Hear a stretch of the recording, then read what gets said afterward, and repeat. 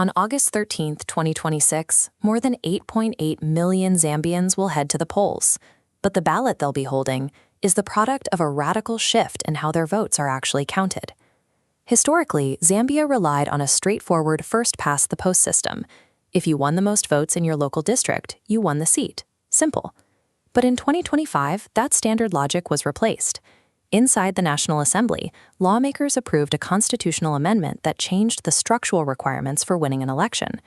This wasn't a minor policy update, it was a mathematical overhaul. It meant that winning a local constituency was no longer enough. To stay relevant, every political actor in the country now had to optimize for a single national percentage. The first part of the change expanded the parliament itself, increasing the number of locally elected constituency seats to 226. But the real driver of the current political shift is here, the creation of 40 additional proportional representation seats. These seats are awarded based on a party's total national share of the presidential vote. The more votes a party gets across the entire country, the more of these 40 seats they receive. The stated goal for this math was inclusivity. These seats are specifically reserved for groups often underrepresented in the legislature: women, youth, and persons with disabilities. However, the immediate side effect was the end of the small, regional campaign. To have any chance of capturing a share of those 40 national seats, parties were forced to merge into massive, nationwide mega-alliances. President Hakainde Hichilema recognized the new math early and adjusted his strategy to match.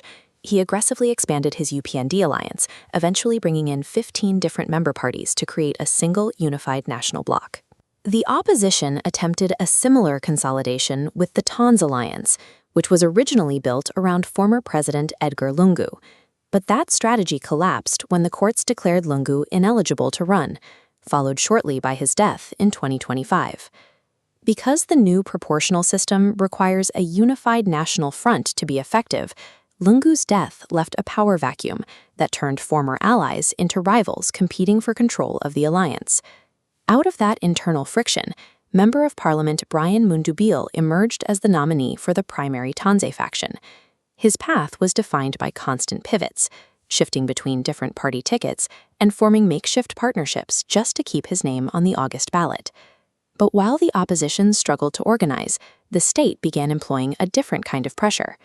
In March 2026, Mundubil was arrested at the airport and charged under the Cybersecurity and Cybercrimes Act. It wasn't an isolated incident. Just weeks earlier, Socialist Party leader Fred Membe was also arrested under the same cyber legislation. Authorities have begun using these laws to target digital activity, charging opposition figures for their association with online platforms and their speech on social media. Success for the opposition now depends on solving the complex math of the mega alliance, while navigating a legal environment where online activity can lead to an immediate arrest. The 2026 election has become a collision between massive, fragile coalitions, each held together more by electoral math than shared ideology. The 2025 reforms were designed to broaden democratic representation, specifically carving out space in parliament for women, youth, and persons with disabilities. However, the implementation of that theory has been met with a landscape of factional infighting and state-backed cyber arrests. This raises a question for the region. Can an engineered electoral system actually foster inclusion, or does the pressure to win under these new rules simply encourage a more aggressive crackdown on the opposition? When Zambia votes on August 13th, the outcome will be more than just a domestic tally. It will be a test of whether this new mathematical model of democracy can survive its first contact with reality.